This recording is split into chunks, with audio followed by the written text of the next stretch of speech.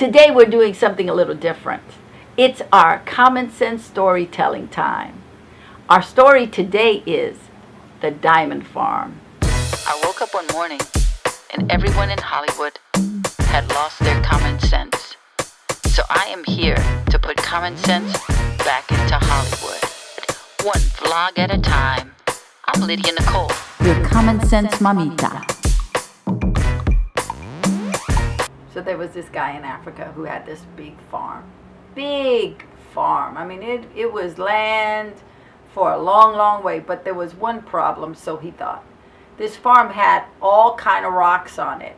And every time he tried to plant something, whatever it was that he planted died. It never grew. He never got any harvest from it. And he was getting so frustrated. Not to mention he had this huge river behind his land.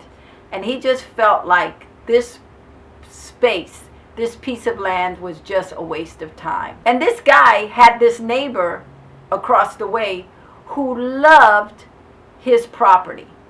He would come over and tell this guy what a great piece of land he had and how much he loved it and how it was so tranquil and so beautiful and serene, and the fact that he had the river behind him and he could sit on the rocks and just contemplate everything that was going on in life, and he loved this farm.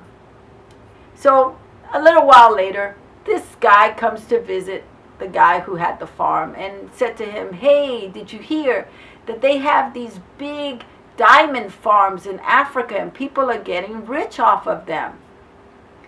And the guy decided he really wanted to be rich, and he wanted to go in search of the diamond farms that he had heard all the great talk about. So as he started telling his friend, the next door neighbor, of his frustration and how he wanted to sell the property, the neighbor said, "I'll buy it from you because I love your land. I love the river. I love sitting on the rocks. I love the feel of your farm."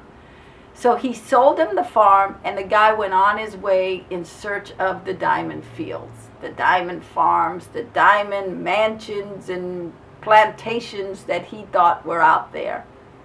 In the meantime, this guy who bought the farm just loved it. He loved sitting there, and he would go out every day. And one day, as he was walking along the river, he saw this huge rock that the sun was hitting, and it just sparkled divinely.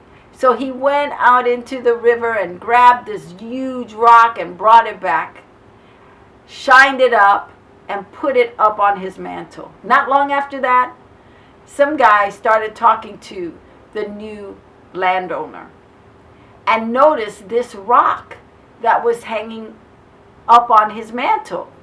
And he said to the guy, "Where did you get that rock?" He says, "Oh, I have many rocks like that on my property. I love my land. I have rocks that are beautiful, all shapes, all sizes, and they all tend to sparkle when you clean them." And the guy looked at him and he said, "Do you know what that rock is?" He says, "Yes, it is my big, wonderful, shiny rock." And the guy said, "No, that's a diamond, and that is the biggest diamond I've ever seen." Meanwhile, the guy who had sold the property was trying to find this piece of land with the diamonds, and he looked everywhere and started running out of money until he ran out of all the money that he had been paid for the land. And one day he reached this bridge, and he was just distraught, sad, had lost hope. And he said to himself, "Why am I doing this? There's no reason for me to live anymore. I have no money. I've never made anything of myself. The best thing I can do is just end it here and now." And he did. He jumped off the bridge and he died. Little did he know that the property that he had sold would turn out to be the diamond farm in Africa that produced the biggest, most gorgeous diamonds in all the world. The moral of that story is that we all have diamonds inside of us. We don't need to go anywhere looking for them. They're not outside, they're in us. Our job is to nurture them, to polish them off, and show them to the world so they can shine brightly.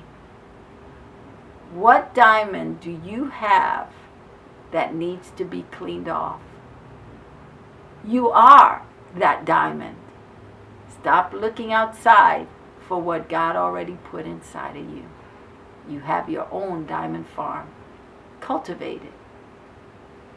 Develop it. Shine them up and show them to the world. Till next time, keep it coming.